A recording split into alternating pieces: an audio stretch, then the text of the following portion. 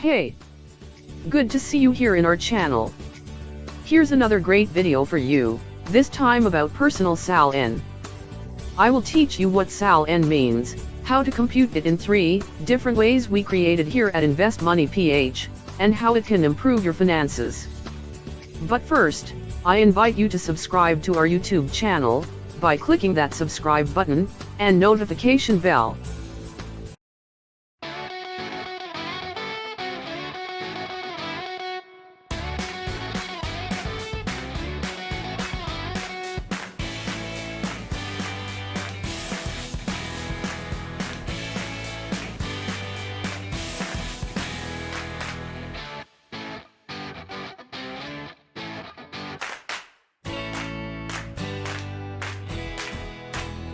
Now let's get to it. What is personal SALN, and how to create one? SALN means statement of assets, liabilities, and net worth. Big word.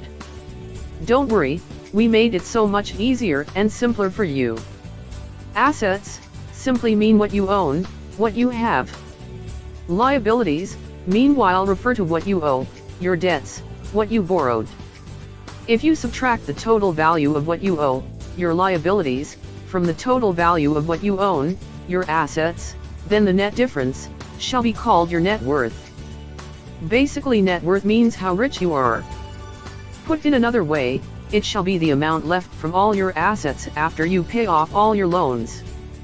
Sort of when a company goes bankrupt and the assets are liquidated to pay the liabilities, what is left is the company's net worth. But for our purposes, since we call it personal SALN, it shall be our personal balance sheet. Again, to recap, assets equals liabilities plus net equity or net worth. With this equation, net worth then becomes assets minus liabilities. Now, why create your personal SALN? For one, only you will see it, it is personal to you, for your personal reference of how rich you are at the moment. This will help you determine whether you are making financial progress over time, that is, if your net worth is increasing over time. Once again, we always reiterate that what you don't measure, you cannot manage. If you don't measure and track your SALN, how can you manage it properly? Being aware of your SALN will instill discipline in you in terms of spending and managing your money. As promised, I will not complicate it for you, as this is not for tax purposes anyway. Nonetheless, as you become net worth conscious, any financial decision you make will always consider whether this will increase or decrease your net worth. The basic principle behind a SALN is this: for all that you own, your assets, there were 2 ways, legally, that you use to acquire or purchase such asset. Number 1 is via payment using assets, like cash or trade, barter, or number 2, you borrowed money, which is a liability, to acquire such asset. Now, for everything you owned, think about how you acquired it. Via cash and asset payments? Or via loans and liabilities? Now here's how to compute your personal SALN.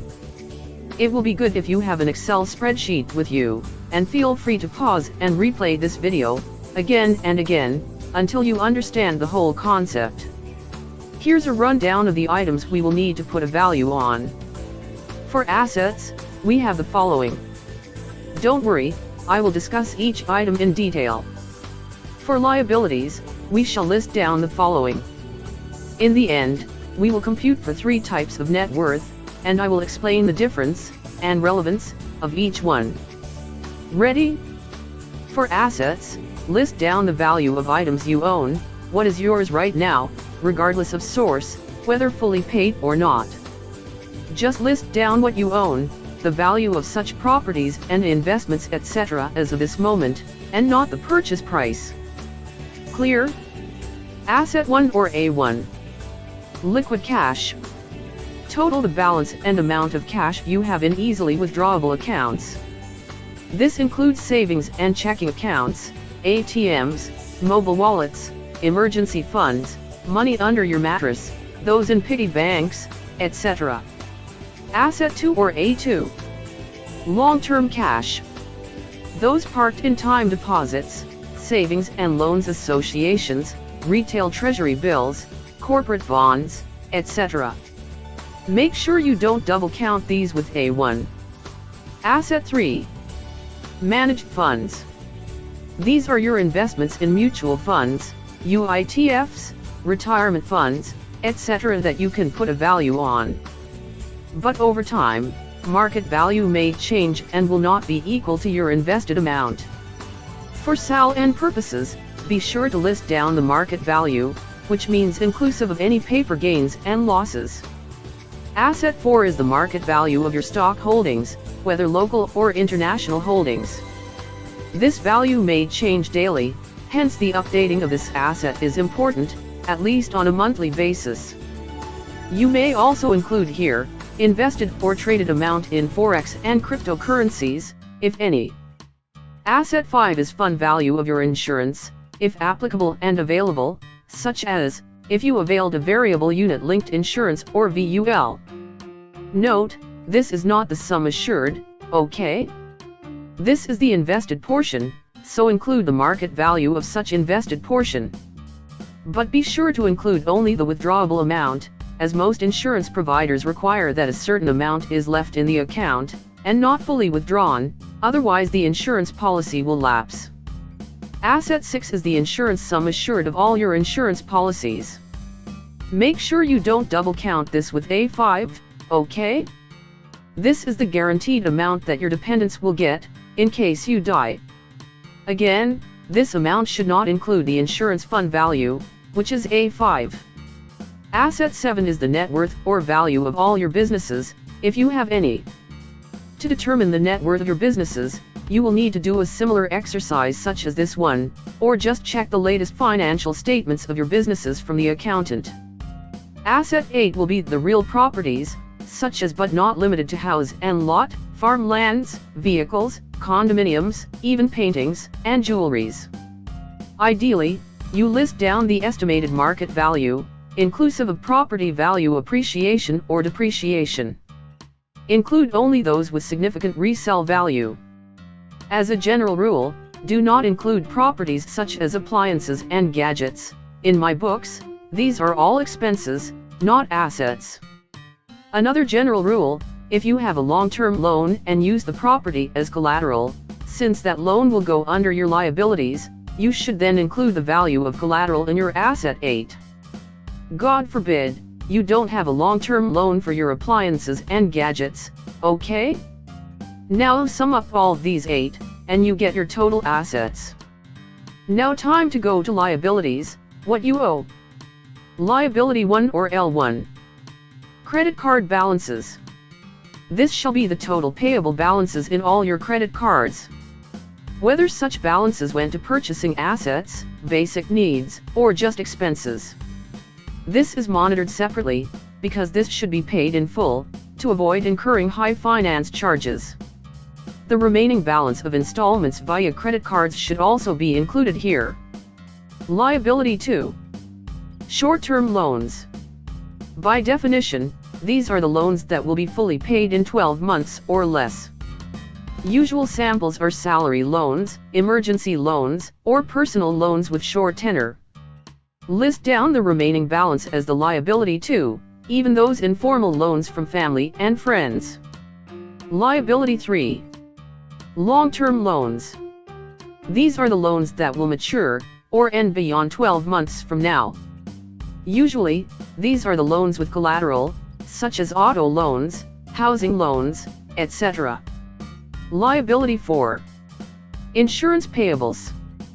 Since we are counting insurance as an asset, and it is, we should also list down the remaining insurance payable as liability. This is the amount we still need to pay in the future, either monthly, quarterly, etc., to keep the insurance policy in force and updated. Non-payment of this liability may mean the insurance policy will lapse, and because of that, we will lose a significant asset. Now sum up these 4 to get total liability. Here's a recap including sample amounts for assets and liabilities. Now time to compute the net worth. As promised, here are 3 variants. The 3 types we created are, simple net worth, living net worth, and current net worth. Now, let's look at each one in more detail. The simplest form is net worth. It is total assets less total liabilities. In simplest form, this is your basic net worth. In the example, it is 9 million less 6.57 million, equals 2.43 million. The next iteration is living net worth.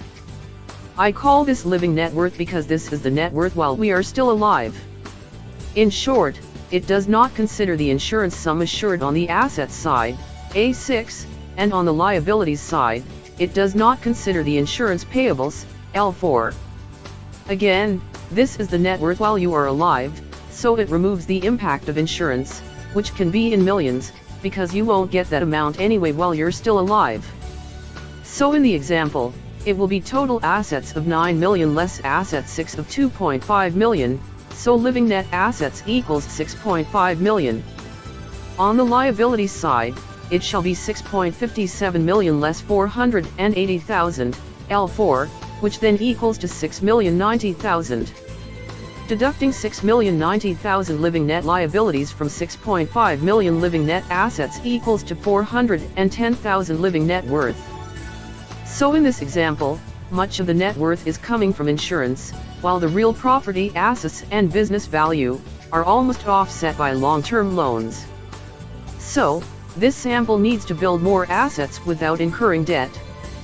The final iteration, and for me, the most relevant in monthly or weekly updating, is what I call the current net worth. This only considers current, liquid, and non-long-term assets. On the other side, it also removes long-term liabilities. It is computed as sum of assets 1 to 5, less liabilities 1 and 2 only. This tries to show the current or short-term state of your finances, whether you can fulfill the payments for short-term and non-collateralized loans, by the existing current assets. The ultimate goal is to grow net worth, especially current net worth. As your current net worth grows, so does your living net worth and overall net worth.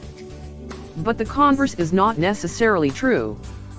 A growth in net worth or living net worth will not always translate to growth in current net worth, especially if the growth is driven by long-term assets. In our example, the current net worth will be sum of assets 1 to 5, that will equal to 1.1 million. Sum of liabilities 1 and 2 meanwhile is 290,000. 1.1 million less 290,000 equals 810,000. Hopefully, with this video, you can now create your own personal SALN. Update it, weekly or at least once a month, to determine whether you are making financial progress from previous months and, eventually past years. Also, this SALN updating exercise will imbibe in you a net worth mindset, not just a savings mindset. Read more about Personal SALN by clicking the link in the description. It will direct you to our website, Invest Money PH. Don't forget to subscribe, okay?